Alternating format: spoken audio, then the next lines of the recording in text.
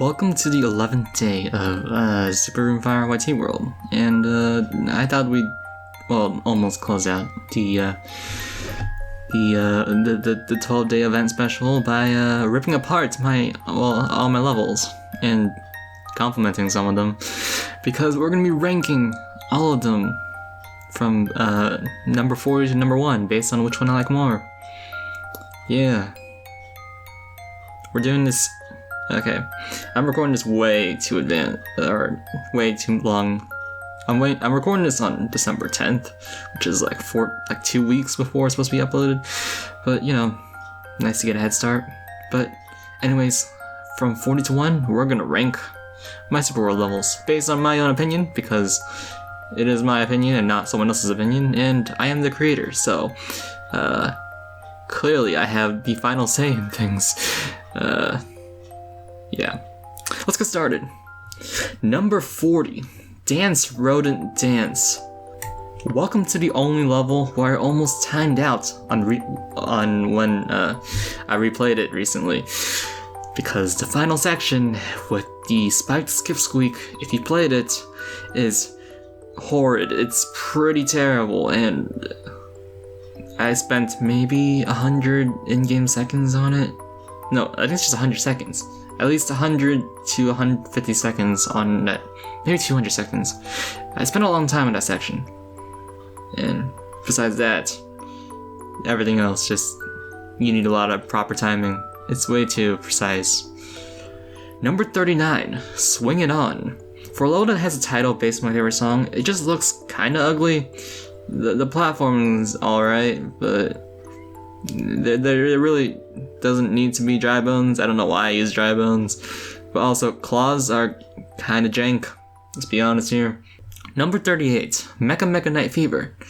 I like the pun in this one, but the platform is unfair, making you not be able to see, where you're gonna land unless you know the level by heart or just remember the level.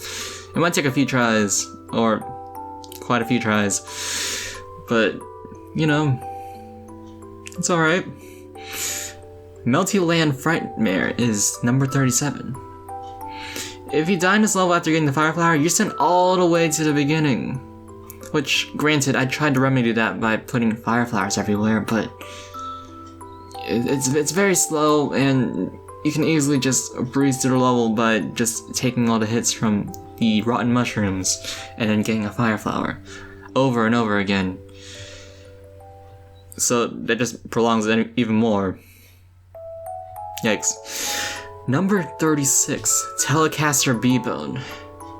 Because of the 5 secrets video I made on day 3, I think, I literally hate this level because, oh boy, it's not fun to do all 5 secrets in one level, or one run of this level. The big dry bones, man, and I'm not even sure if the top section at the end is, it is clearable, it's just not very easy. The top section is supposed to be the one where the top section is supposed to be the non-secret path, and it's probably harder than the secret path itself. I don't know why I designed it like that. I realized that upon clearing it myself a few months ago, I think, or a month ago. Cumulonimbus Grand Prix is ranked number 35 because it is way too fast, and there are very few moments where you get some sort of resemblance of control that's, it's gonna be quite difficult. Number 34 is Tale of a Deep Sea Walker. I mean, it's pretty slow because you can't jump, and if you do jump, you're kind of not able to win. And also, I probably should have made it easier to see that you're not supposed to jump. I shouldn't have used cloud blocks. I should have used something like switch blocks. Number 33 is Slow Ocean. I mean, it's fine, but there's a lot of waiting. But it's fine. Number 32 is Cantaschella, because it's just shells and stuff. And also, kind of RNG. It's based on how you bounce the shells off walls, and sometimes it's kind of RNG. And you could be there on your first try, or you can clear the level on your first try. But you could also be there for a very long time. Number 31, Sword Mask Factory.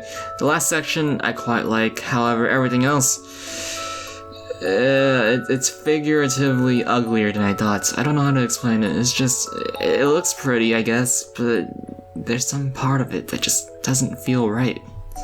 Number 30 is Switch for Staccato, because it's pretty hard. The second section is quite unforgiving. It took me, when I replayed it, at least 15 tries, I'm pretty sure.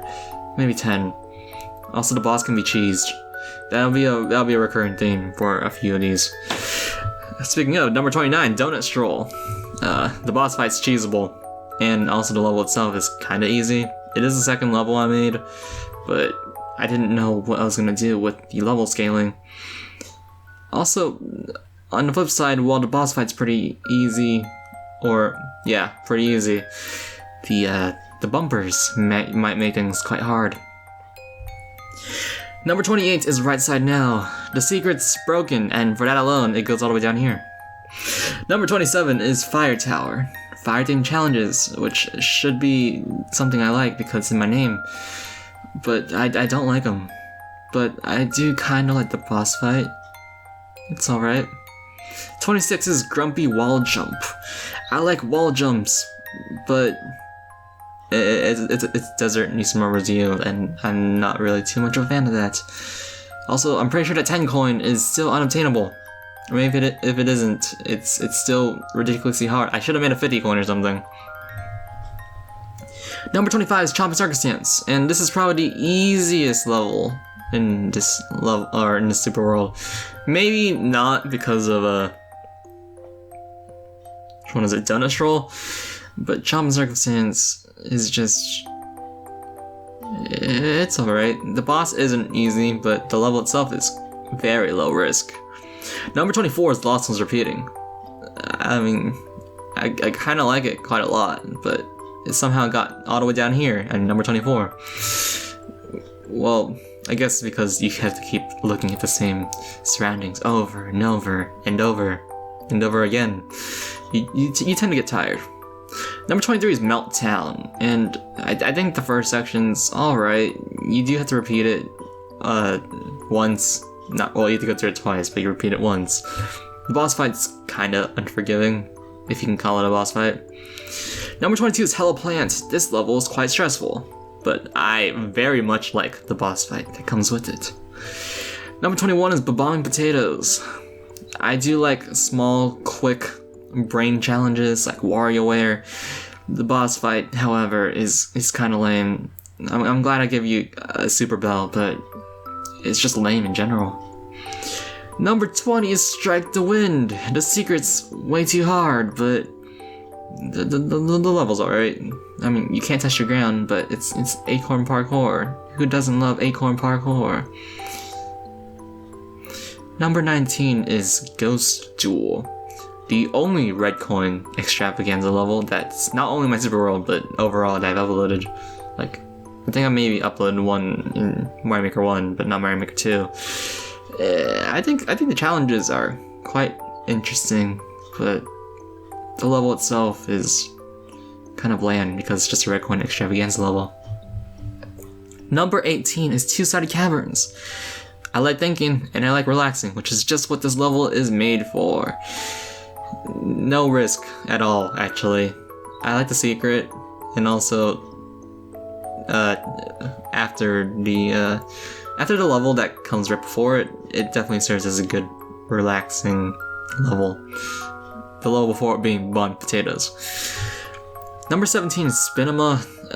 It's spin jumping, and while I do like spin jumping, which does boost up its ranking, I'm not sure if I like the aesthetic of Super Mario World Underground theme. Maybe I just need to make it prettier. I also think this level's kind of short. It's kind of quite short. Number 16 is Poke Poke Planet. I do quite like this level because the sub area looks really nice, and I quite like the boss fight. It's simple. That's about it. Everything else, however, is well, if you don't time it right, you're kind of not gonna have fun. Miracle Pain is number 15, and it was going to be in World 8, but since I like 3D World Spike Blast so much, I use World 1. That was a terrible reasoning for it, and now the second section is pretty difficult, let's just say that. But still, I do quite like the idea. Number 14 is Ultimate Exquisite Rampage. What do I say about this one? It's the final level. It's alright. Number 13 is From P to P. I like the hard version more, since it was the original, but I think I made an overall interesting P-switch run. Number 12 is Scratch the Wave, not Scratch the Rave. Scratch the Wave, I did want to make a cat level, and, you know, it is a cat level. You can't get hit though, which has no real indication, but I do like the small things you gotta do along the way, and the auto-scroll actually, I think, adds to experience. Probably one of the few times I'll be saying that in my entire life, but then again, my opinion of auto-scroll is very mixed, and not really on the negative side. Number 11, Star Dodger. I tried to be as creative as I could on this one. I did get the idea from another level I saw, but I tried to make the challenges as different as possible from that one. But overall, I think it's kind of copying, I guess. I did try my best to make it different, of course. Number 10 is Spin and Smile. Well, I did want to make a spin jumping level where you had to have a mushroom to spin jump on them turn blocks. But, you know, to make it more fun, I made it low gravity. And now it's quite fun, I think. There's one part I don't really like because it's kind of difficult. But other than that, I do think it's an enjoyable experience. Number 9 is Spring. Very relaxing level, interesting mechanisms, and a bit of puzzle solving, which all three are basically what I like in a level. Well, there's no platforming, which does bring it down quite a bit. But, you know, it's still up there. Machine Guard Poem Doll brings us to number 8. Probably the most, probably the surprising pick of this list here. It's somehow broke top 10. Quick movement is necessary in this one, and if you're on the left side, you'll probably get hit by the saws. But if you're perfect in your movements, you'll be able to defend against the oncoming wave of attacks. However, I think actually you can basically determine when the spike balls come out of the bullet blasters, so that might be something to consider when ranking, but you know, I think it's alright. Actually, no, I think it's pretty good. The boss, however, is not pretty good. Number 7 is Impulse of Meteor. It's quite tough, and you gotta dodge a lot. Kind of like a Touhou level, Touhou stage, Touhou game. But, you know, dodging all the meteors, or rather fireballs, can make a fun challenge. Auto-scroll kind of lowers it, but I had no choice in the matter because otherwise you'd be running past the fireballs and never even seeing them. Thrower brings us up to number 6, and this is also one of them surprising picks. I do think Thrower is pretty good. Some of the challenges are a bit hard, especially that Wiggler one, but I do like the level, and I love the boss, but the boss might be a little too hard. I should have increased the timer on this level, actually. That might have brought it up a little bit, but overall I think it's alright. Stardust Utopia is the first World 8 level I made, and I like the level a lot because it's platforming and stuff. I did try to make indicators, I did try to make things a lot more fun. I love low gravity levels, and making it and playing it was quite fun. It also only took me 2 hours to make it, which is actually shorter than some of these. But overall, I do quite like it. Snow White Paradise is number 4, is fun. It's also relaxing. That's about it. There are very few ways to lose in this level. I'm not sure how much time I gave, I forgot. But, you know, it's a relaxing snowball level. We just have fun. The Switcher Garden is number 3 on the list, and the fact that it's the first level I made, and also the level where at that point I didn't even know I was making a Super World. I just, you know, I made the entire level as pretty as I could, and the boss fight's pretty alright. Pretty fun, actually. The bumper in the middle does kind of ruin it, but that doesn't really lower my ranking. Number 2 is Systematic Lava. I think a few people might like this one. Systematic Lava is just overall pretty fun. It's just a lot of lava shenanigans, a lot of switches, a lot of things just happening all at once, and then you gotta traverse the castle with everything happening. And number 1, finally, is probably the least surprising pick. If you played this level, you know exactly why it's number 1. LOL, Lots of Lunch, the Thwomp Seesaw level. Man, I like this one a lot. I mean, platforming, it's fun, it's simple.